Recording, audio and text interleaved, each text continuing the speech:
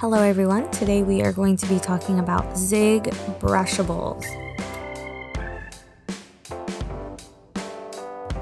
Now first let's start off with what are these? And these are a unique dual tip brush marker which offer two tones for shading and lettering effects.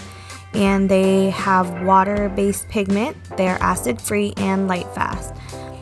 They are fade proof and will not bleed through most papers. So they have one solid color and then a 50% lighter tint on the other side.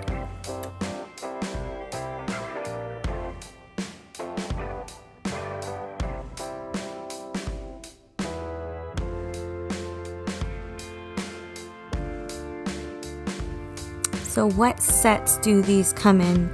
These are sold as individuals. They are sold in sets of 6 and also 24. And I have the 24 pack. So also too, just so you know, with the 24 pack, you're basically getting 48 colors. So with the 6 pack, you'd be getting 12 different colors since the colors are different on each side.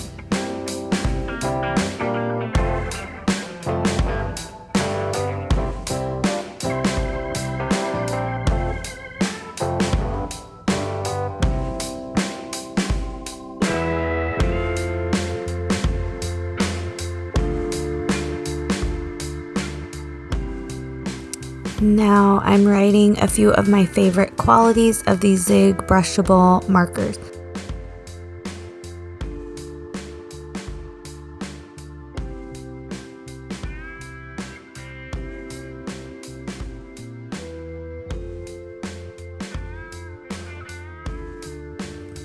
What kind of paper should I use? So with brush pens, smooth paper is always best.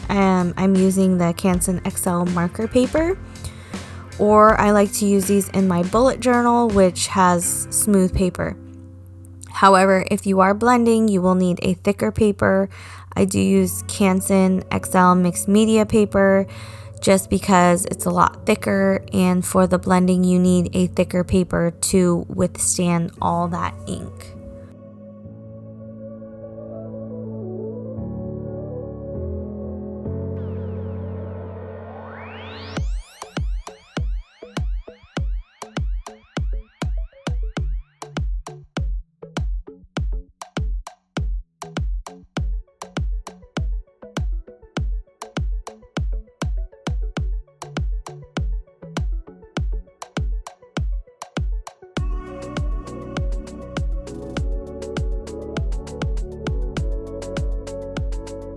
Now let's talk about the blendability. These blend really well, and it's nice that it has the lighter tint on the other side of the pen.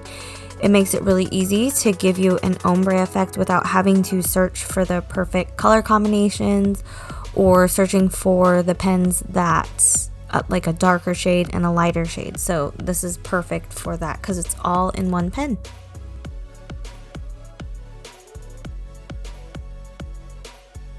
Next, let's talk about the upstrokes and the downstrokes. So this one kind of gives you a variation of upstrokes. The tip isn't quite as firm, but you can get a nice thin upstroke, and then you can vary your downstrokes as far as the thickness. The nib bounces back fairly well, so when you push down, it will bounce back to its original shape, which is good for beginners because if you have a nib that doesn't bounce back well, it makes it tricky to get those thin upstrokes and the thick downstrokes.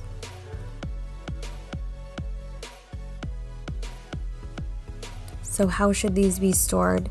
Like I've talked about with any dual-tipped brush pen, you want to store them horizontally just to avoid them pooling or drying out on one end. So yes, these need to be stored horizontally.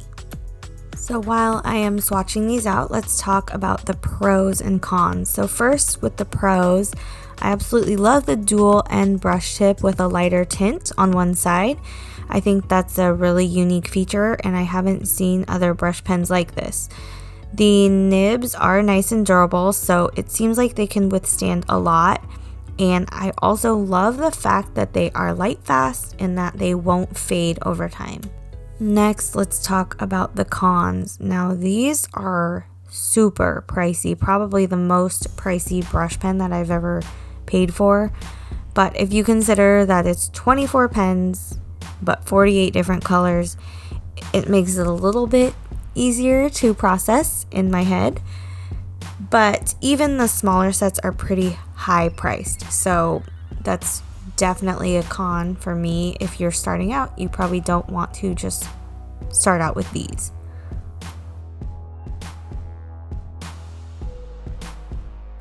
Now, would I repurchase? Yes, I absolutely would, because I'm obsessed with the lighter tint. I don't know if you saw earlier how I lettered the letter A and then I was able to just add the shadow right after it with the same pen, but that's really awesome that you can do it, and it makes it so easy to just be able to grab one pen and add shadows, or just use the colors that are cohesive without having to think about it too much. So I love that feature about them. Also, the fact that they are light fast and acid free, love that as well, because nobody wants their artwork fading over time. So I love that too.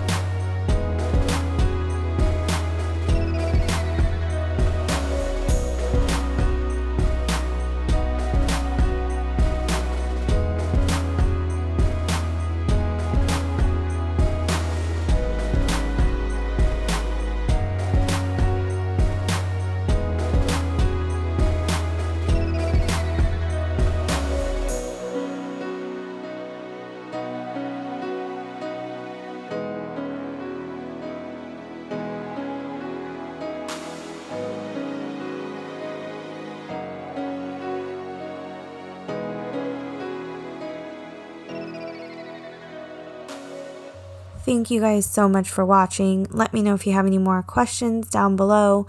Also, let me know if there's any more pens that you want me to review, and I would be happy to do that for you. Thank you so much. Don't forget to like and subscribe, and I will see you in the next video.